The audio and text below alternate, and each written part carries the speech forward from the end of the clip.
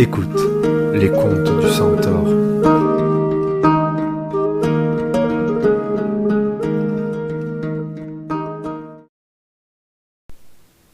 Ilandir et l'œuf de dragon. Écrit et raconté par Mehdi Belarbi. Comme tous les matins, Ilandir se rendait au village pour y proposer ses services. Ilandir était un chevalier réputé pour ses talents d'épéiste et de cavalier. On disait de lui qu'il savait se faire comprendre des chevaux. Certains disaient même qu'il savait parler le langage des animaux. À son passage, les oiseaux, les écureuils et même les cerfs ne prenaient pas la fuite. Ils se rapprochaient de lui et se laissaient caresser. Ilandir gagnait sa vie en accompagnant les commerçants lors de leur traversée du royaume, lorsqu'ils allaient d'un village à l'autre pour y vendre leurs marchandises. Hélas, les routes du royaume n'étaient plus aussi sûres qu'avant. Il était fréquent que des brigands s'emparent des précieuses marchandises de commerçants sans défense. Ces derniers étaient obligés d'engager des hommes capables de les défendre en cas d'attaque. Ce jour-là, Ilandir s'était rendu sur la place du marché, espérant trouver un marchand à accompagner lors d'un voyage. Mais aucun d'entre eux n'avait prévu quitter le village prochainement.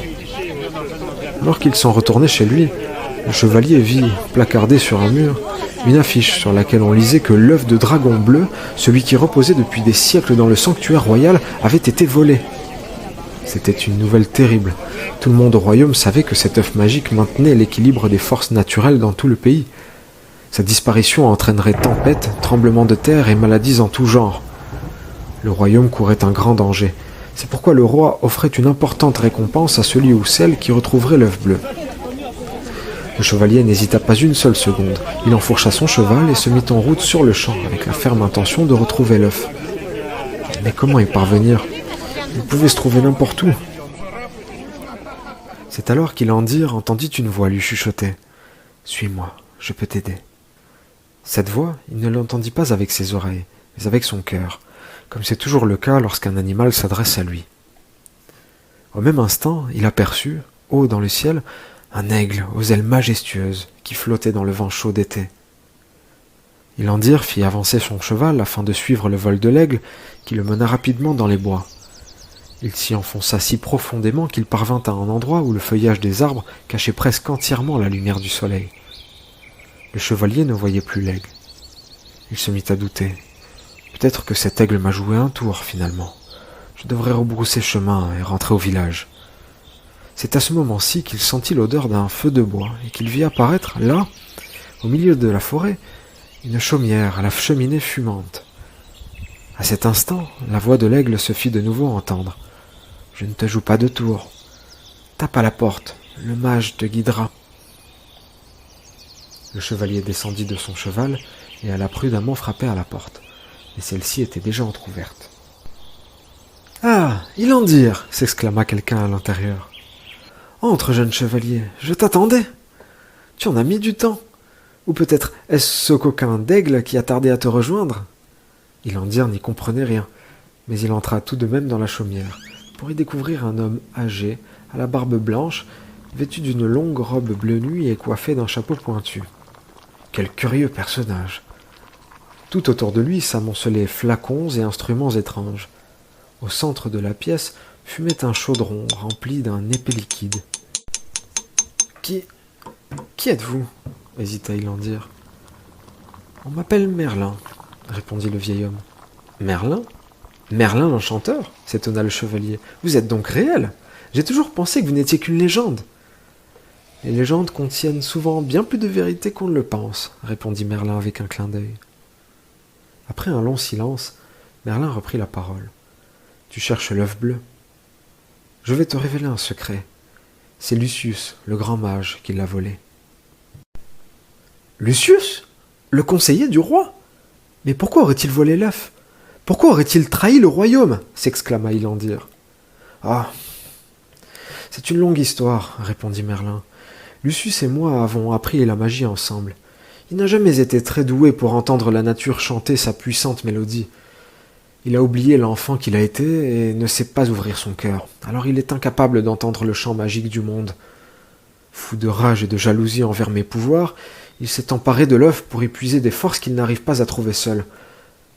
Son geste nous met tous en danger. Il faut que tu trouves l'œuf au plus vite. » »« Mais pourquoi moi ?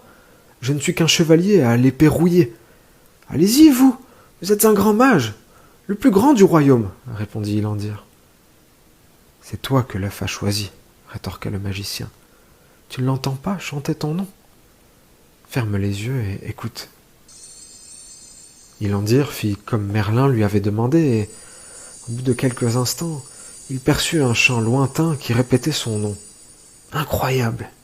Il avait raison, l'œuf l'appelait. Après un long silence, Merlin reprit. « Tu es prêt à reprendre ton chemin, chevalier.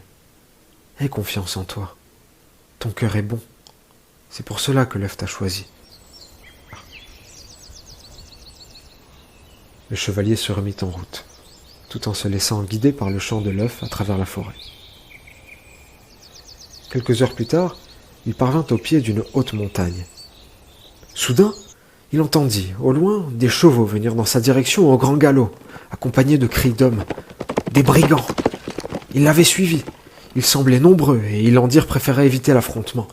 Il lança son cheval sur un sentier qui gravissait la montagne.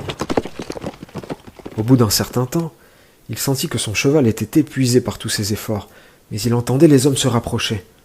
C'est alors qu'il aperçut l'entrée d'une grotte un peu plus haut.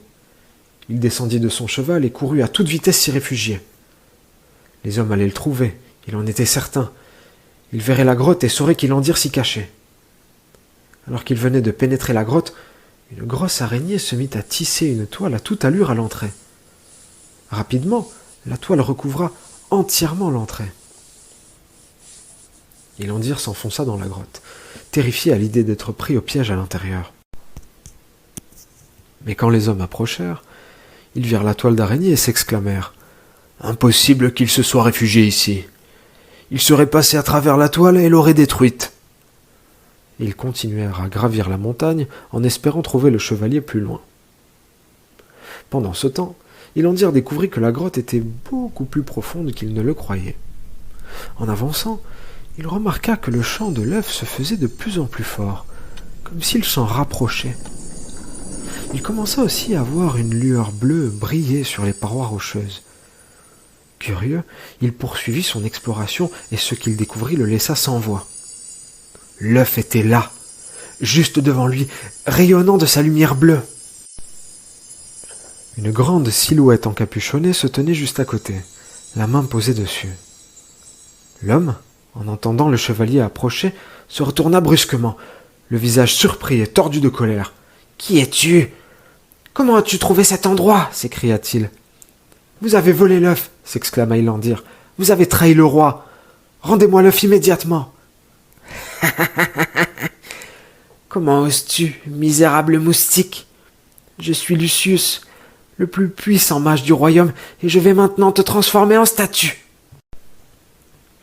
À peine le mage eut-il levé ses mains vers Ilandir pour lancer le sort, qu'une guêpe vint bourdonner agressivement près de son visage. Le mage tenta de se protéger de ses mains, mais la guêpe le piquait déjà de toutes parts. Ilandir n'y pensa pas deux fois. Il se précipita vers l'œuf et le saisit rapidement. Au même moment, tout bascula autour de lui. Il se retrouva dans une salle immense et vide. Le mage avait disparu, et la grotte avec lui. Seul l'œuf restait dans sa main. Il était dans le sanctuaire royal. Le chevalier se rappelait être venu ici avec ses parents quand il était enfant. C'est pour ça qu'il avait reconnu l'endroit. Quelqu'un posa sa main sur son épaule. Ilandir se retourna brusquement, et il n'en crut pas ses yeux. C'était le roi en personne qui se tenait devant lui. Souriant, le regard plein de reconnaissance. « Chevalier, vous avez réussi !» s'exclama-t-il. « Vous avez ramené l'œuf de dragon. Merlin m'avait bien dit de vous attendre ici, et vous voilà. Mille merci. » Ilandir tendit l'œuf au roi, qui le redéposa à sa place, sur son socle. La salle s'illumina aussitôt d'une lumière bleue, et un immense rayon de lumière vint traverser la grande fenêtre du sanctuaire.